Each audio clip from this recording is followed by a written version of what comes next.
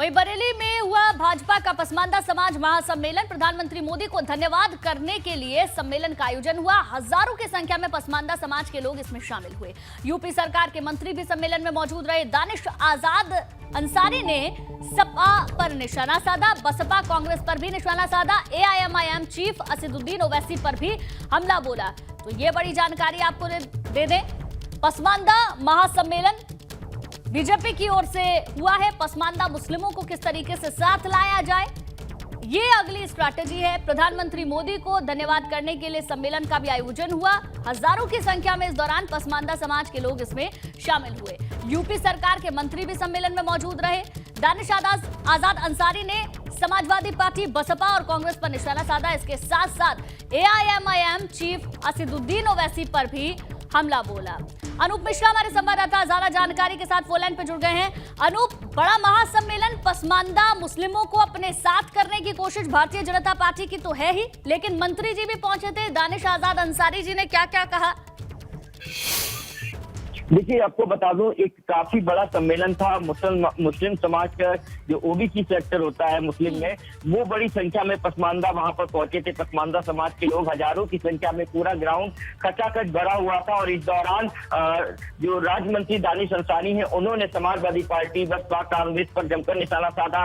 इतना ही नहीं, उन्होंने कहा कि इन पार्टियों ने हमेशा आपको इस्तेमाल करने का काम किया। इन्होंने आपके कंधे पे बंदूक रखकर आपको हमेशा आगे करा, लड़ाई झगड़े में आगे करा, लेकिन आपके विकास पर कभी भी ध्यान नहीं दिया। यही वजह रही कि आपको वो हिंदू, मुस्लिम और मंदिर मस्जिद के मसलों पर हमेशा भड़काते रहे, अटकाते रहे और आप अपने मूल मुद्दों से भूल गए। उन्होंने ये भी कहा कि जो मुस्लिम समाज है, यही वजह रही कि जो पसमानदा समाज है वो अपनी रोजी रोटी के लिए इधर उधर भटकता रहा, आगे नहीं बढ़ सका। उनकी जो शिक्षा थी वो अच्छी नहीं हो सकी, उनकी आर्थिक स्थिति अच्छी नहीं हो सकी। लेकिन अब जब केंद्र में और प्रदेश में, उत्तर प्रदेश में भारतीय जनता पार्टी की सरकार है, तो वो लगातार मुस्लिम समाज हो या हिंदू समाज हो, सभी पर ध्यान दे रहा है। सभी को सारी सरकारी स्कीमों का लाभ मिल रहा है। खासतौर से जो पसमानदा समाज है, उसकी स्थिति को ध्यान में रखते हुए सरकार लगातार काम कर रही है। हज की बात भी की गई कि हज के लिए भी जो भारतीय जनता पार्टी की सरकार है, उन्होंने हज का जो सब्सिडी थी वो बढ़ाई, हज के लिए अधिक पैसा दिया। पहले की सरकारें कम देती थी। इसके अलावा जो और जो हिजाब का, 3 तलाक का मामला था, उन सब पर भी बात रखी गई। तो कहीं ना कहीं समाजवादी पार्टी, कांग्रेस, इनसे जो अभी तक जो मुस्लिम समाज का रुख इधर होता था, तो अब लग रहा है कि कहीं ना कहीं बीजेपी। ठीक है अनूप, कुल मिलाकर विपक्ष पर निशाना साधा और इसके साथ साथ सरकार ने जो काम किए हैं खास तौर पर पसमानदा समाज के लिए, और जो जिन लोगों को फायदा पहुंचा है सरकार की योजनाओं को, उनको एकजुट किया गया और उनको संबोधित भी किया गया। बहुत बहुत शुक्रिया अनूप पूरी जानकारी के लिए।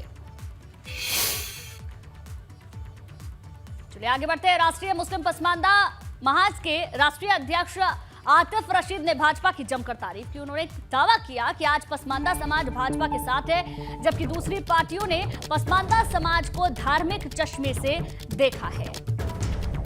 तो पसमानदा समाज भारतीय जनता पार्टी के साथ है, ये आतिफ रशीद का कहना है। साथ ही साथ उन्होंने कहा कि सरकार ने पसमानदा समाज के लिए काम किया है, जबकि दूसरी पार्टियों ने हमेशा पसमानदा समाज को धार्मिक चश्मे से, धर्म के चश्मे से देखा है। राष्ट्रीय मुस्लिम पसमानदा समाज के राष्ट्रीय अध्यक्ष आतिफ रशीद जी हमारे साथ हैं, उनसे बात करते हैं। आतिफ जी, क्या लगता है कि अब जो भाजपा है उसको पसमानदा समाज का भी साथ मिलेगा? देखिए, साथ तो आप सामने देख ही रहे हैं। देखिए, ऐसा है कि पसमानदा समुदाय को ये एहसास हो चला है कि अब राजनीतिक रूप से, आर्थिक रूप से और शैक्षणिक रूप से यदि हमको हिस्सेदारी चाहिए, तो अब भारतीय जनता पार्टी के साथ हमको चलना होगा।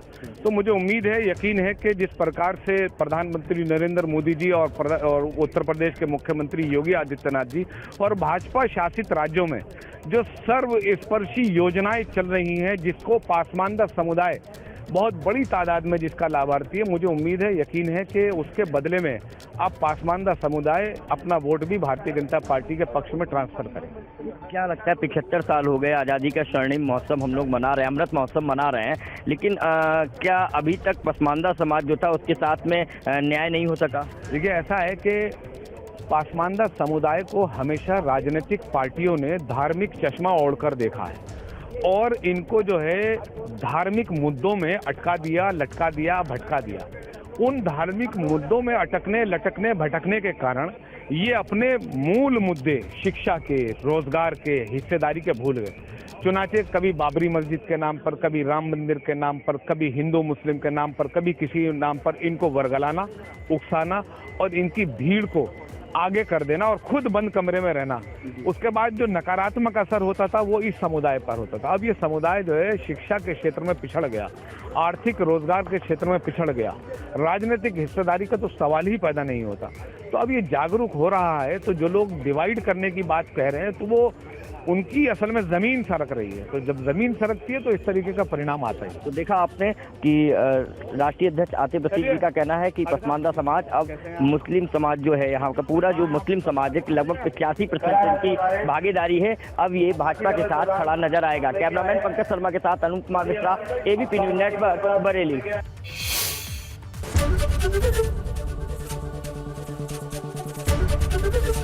एबीपी गंगा, खबर आपकी, जुबान आपकी।